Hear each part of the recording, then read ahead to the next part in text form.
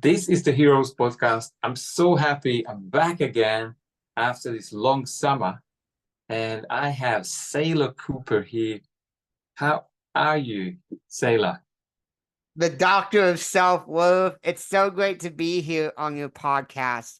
We talk about self-worth because that's what we're all about. We're all meant to be here in this world for a reason.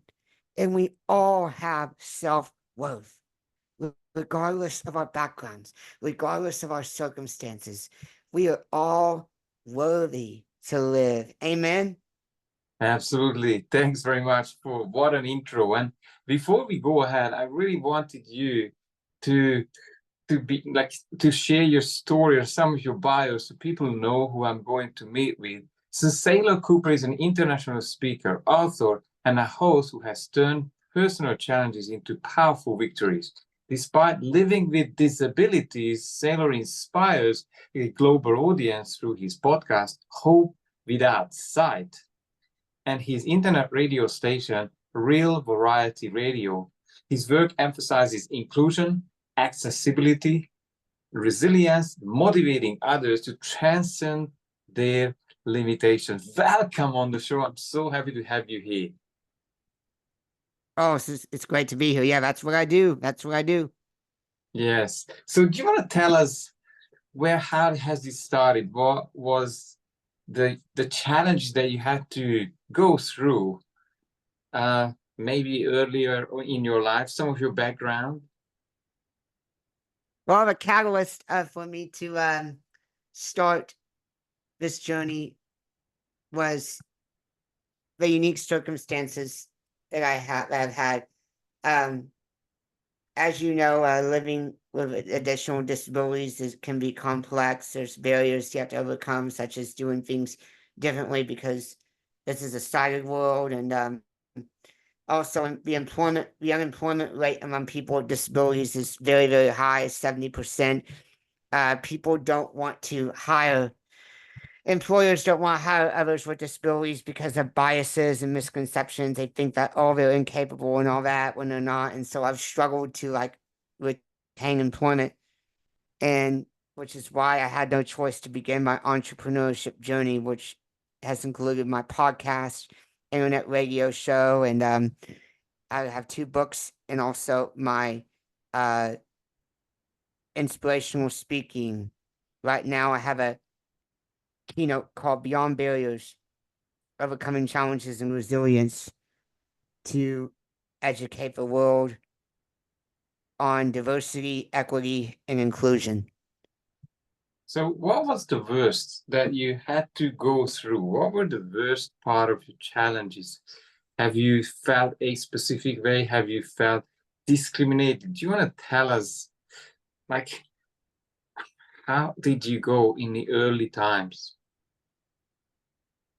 Well, I've faced quite a bit of discrimination, especially finding employment, because as I said before, people don't want to hire people with disabilities. They think, oh, we're a liability and all this and all that. And it was thanks to a couple of generous good friends who helped me get this venture started. They secured funding for me and believed in me, which has allowed me to get to where I am. And I'm still a work in progress. I'm still trying to grow my mailing list. I'm still trying to grow my following and all that. But it's a work in progress, and I'm getting there step by step. So how many years have you been working on finding employment? Like after how many years you had to give up? Or what kind of work did you get when you were trying to get employed? Well, I'm 31. I've been trying to find gainful employment for the past 10 years or so, and I would find employment. However, I couldn't advance, and I also was limited due to the inaccessibility of apps and software. And specifically on this entrepreneurship journey, I've been on it for 2 years, and it's had its ups and downs, but most of all, I'm really enjoying it. Hmm. And what was the thinking behind? Like, I understand at times we have impossible challenges, and my audience has plenty of mindset challenges, but normally they do not have physical impairments that you have been facing and you've been trying to overcome. Like, what would you say the difference is between mindset limitations, when someone doesn't believe that they're good enough, or when they have actual true physical limitations like the one that you had? Physical limit, well, the mindset is the mindset. As long as you have a positive mindset, you can always keep going. But of course, physical limitations, you can't help it. And therefore you have to figure out alternative ways to adapt, which I've clearly done. However, it takes the rest of society like to understand, like, for example, I may have all the equipment such as a screen reader and braille display to perform job functions. However, it's the environment and the software that needs to be adapted and accessible with my tools. It takes both parties to make a successful partnership. Makes sense? Yeah, I mean, and obviously employers generally are not set up to cater for people with disabilities. Would you say there's a lot of work, there's a lot of room for improvement in the US as well, probably in the whole world, In the whole helping? world. I mean, the United States is we're still the greatest country in the world. Yes, there still needs to be lots of improvement. We've come a long way. We're nowhere near, but there still needs to be improvement, not just in the US, but in the world, Hmm, absolutely. Do you want to just, because I really want to bring this closer to my audience, and do you want to give us maybe 2 examples how you may have failed on staying in employment, or you could not perform your duties or job description because they haven't helped you? Well, one prime example where I failed is at a customer service medical transportation company. But the job I was supposed to have is to answer phone calls and book transportation rides for people to go to a doctor's appointment. Now I could do that, but what prevented me from doing that is their accessibility with their software. And as a result, I had to be moved to a quality assurance role where I had to listen to like recorded calls, which was okay. I couldn't even do the job alone there. People had to help me. And of course, I couldn't advance because of the inaccessibility. And another example is I've tried to find 3 more jobs after that. Um, I applied for 3 more jobs for which I was truly qualified for, but of course could not take them again due to inaccessibility. In fact, I was illegally terminated from one at a job for which I was truly qualified for. And so a lot of improvement needs to be made on their end. Mm. So what would you say if someone is out there, Saylor, someone who has disabilities, what would you say to them? What are the 3 things that comes to mind to overcome the challenges and somehow be able uh, to shift gear in their Stay, lives? stay persistent, um, advocate, speak up to yourself. You have just as all the equal rights as everybody else. It takes advocacy. And that's what I'm doing. I'm advocating. And just speak up for yourself if you don't feel treated fairly. So what would you say, what has made the breakthrough for you? How did you how did you overcome? Like, what are the things that made the difference for you to shift from looking for employment and trying to be employed to become an entrepreneur?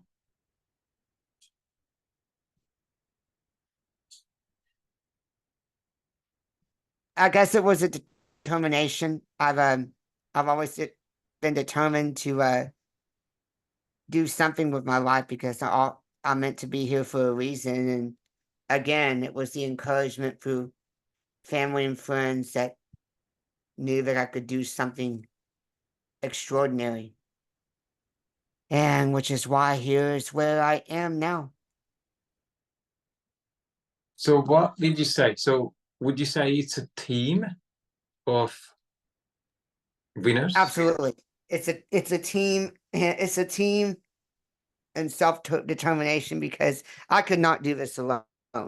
Even honestly, they say entrepreneurship can be very lonely, and honestly, lately I have felt quite lonely doing my stuff lately, such as submitting my speaking proposals and doing my courses. But I know in the background I got people beside me. So the advice I would give is, if you're unsure of how to navigate the world, if you have any questions about anything in life, reach out and get support systems. Support systems are invaluable.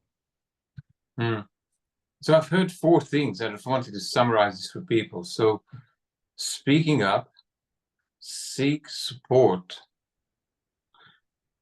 be determined, and I think having a winner team.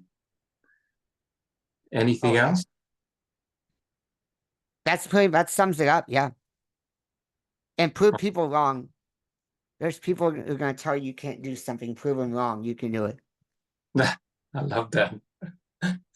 Yeah. So how did you shift? If you want to go into a bit more details from the employee mindset, because this is a big one. I see this over and over again with people who are trying to make this shift from employment into entrepreneurship, and it's a whole different game, psychological game. Most of the employees, they are expecting to be paid for the time that they're putting into the entrepreneurship, and that's not how it works. I mean, obviously the value needs to be perceived and paid for. Like, how did you jump that gap? Oh, I was just brave. I knew I had to jump ship. And let me tell you, it's been quite a rude awakening. Yeah, you're right. Entrepreneurship is very different than corporate America. Corporate America does provide a sense of security in a way because you get like a predictable paycheck. But at the same time, you don't get as much freedom, like you don't get as much vacation. So there are trade-offs with it. Entrepreneurship. I guess I knew it would be so much harder, but at the end of the day, it's worth it. And like I said, I'm still adapting, but I'm just gonna keep pressing on. That's all I'm gonna do. So tell us, what are you doing for the community? How, I understand there's this podcast here, but how are you serving others these days? Well, I'm offering to speak on different stages, such as podcasts, web summits, and I am yes, I'm speaking on stages and delivering keynotes, and also I'm trying to host another community. I'll put in the chat. It's called the Blissful Life Community Membership. It's a monthly mastermind call. Okay, amazing. We'll put it under the video. So there's a Blissful Mind Mentorship, is it? The Blissful Life Community. Oh, sorry, live community. Okay. Yeah, I'll put. Oh, I'll put that in the chat right now. It's a Well, mastermind call where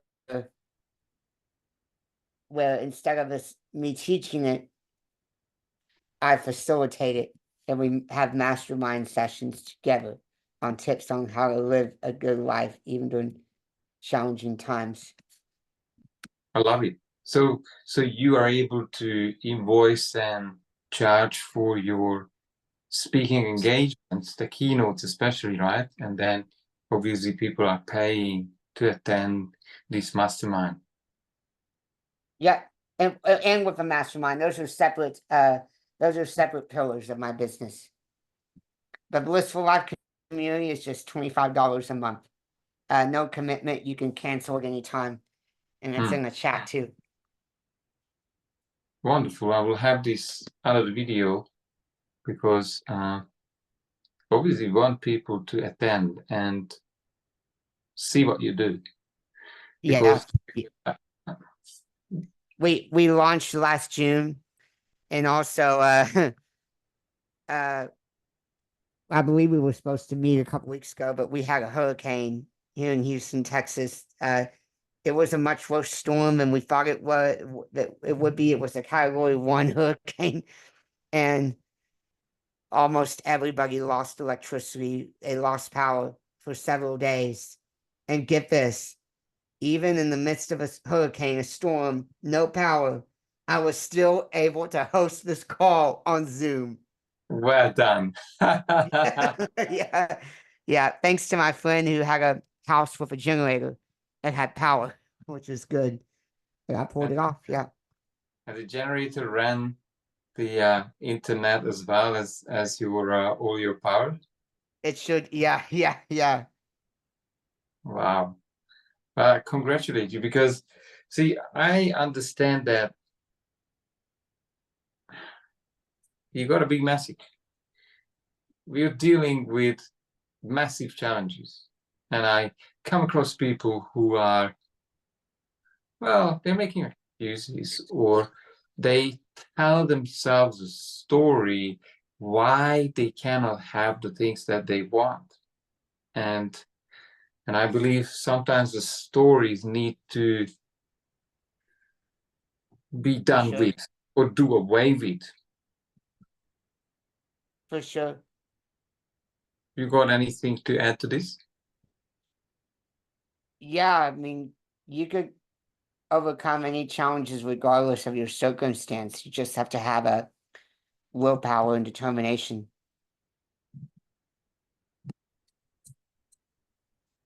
How do you do that? Like, how do you keep the determination or the focus, and probably it's a laser focus on the things that you want? What's your secret, if you want to tell us? You just have to think and manifest what you truly want out of your life.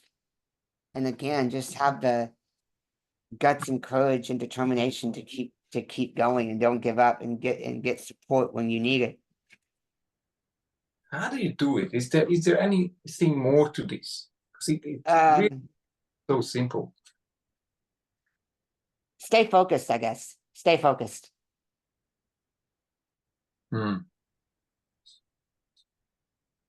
I think it's a lot to do with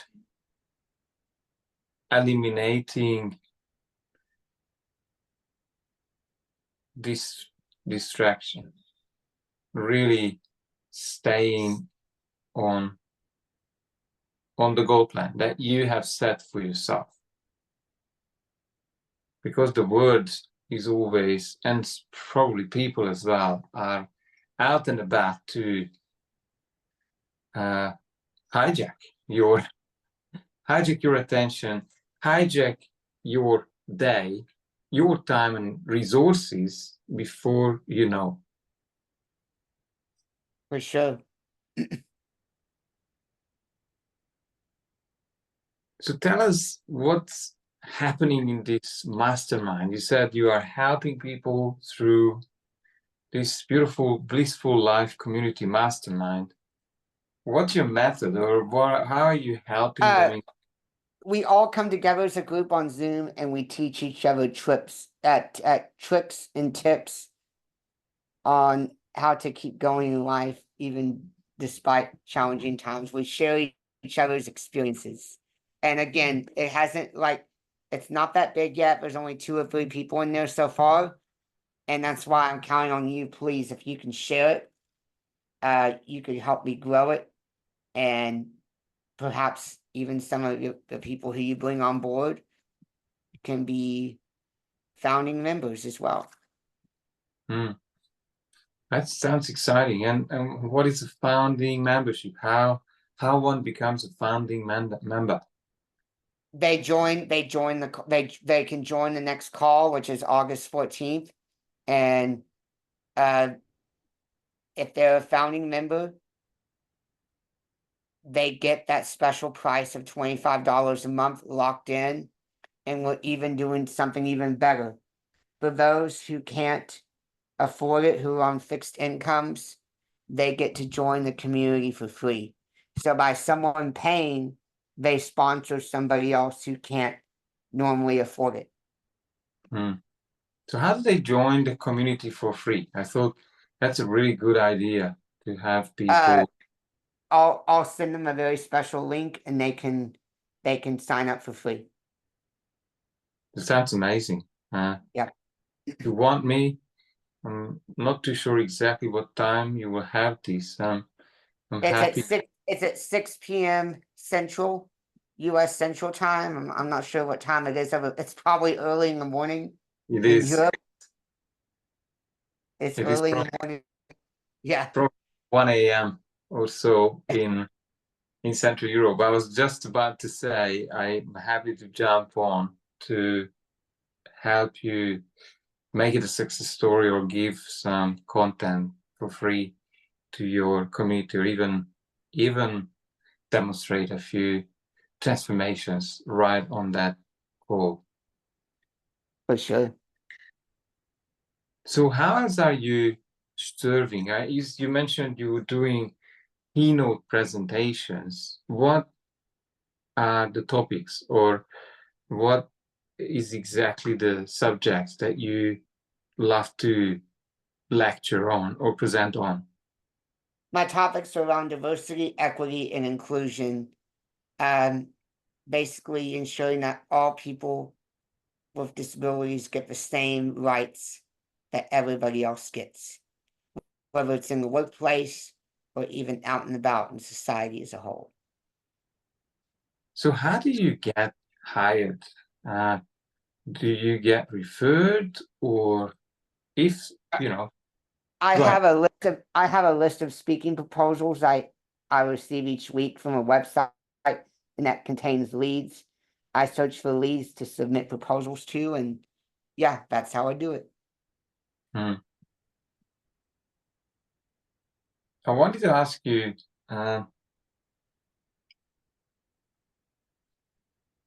who would be your ideal clients or companies where you do these amazing presentations? Corporation meetings, major human resources conventions, companies like that. Is there any other scenario where you're happy to present and show up? Not yet. It's still in development. I haven't had my first keynote yet, by the way. I'm still working on that. I'm submitting around 15 or so proposals each week, and it's working. So it's coming. It's coming, yeah. Well, nice one. What do you think I haven't asked you on this interview that you really wanted to share today? Well, am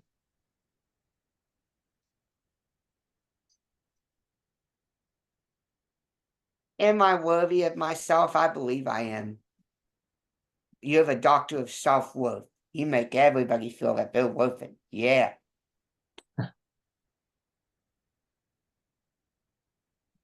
So what is your answer to that?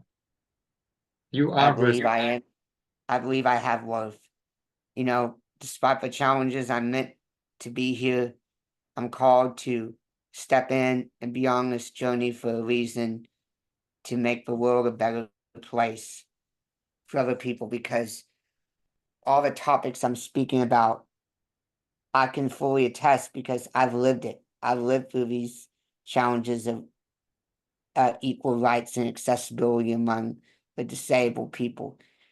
In the United States, we believe in the American dream. Well, guess what? The American dream, it also applies to people with special needs. The all-inclusive dream, we should call it. Mm. Just out of curiosity, how many people have special needs in the US? If you know the Oh, around 20 million or so. 20 million, Yeah, that's bigger than the country that I come from Hungary. yeah, yeah. And tell me, if things went really well for you, Saylor, in the next 5 years, what would you be celebrating? I'll be celebrating just victory, that I've made such a difference in the world. And you see, when I'm no longer here, that's what I want to be remembered for. I want to leave a good legacy, you know. And I want everybody else in society to make the world a better place in inclusivity.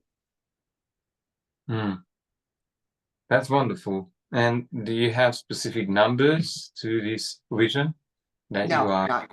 not yet. Hmm.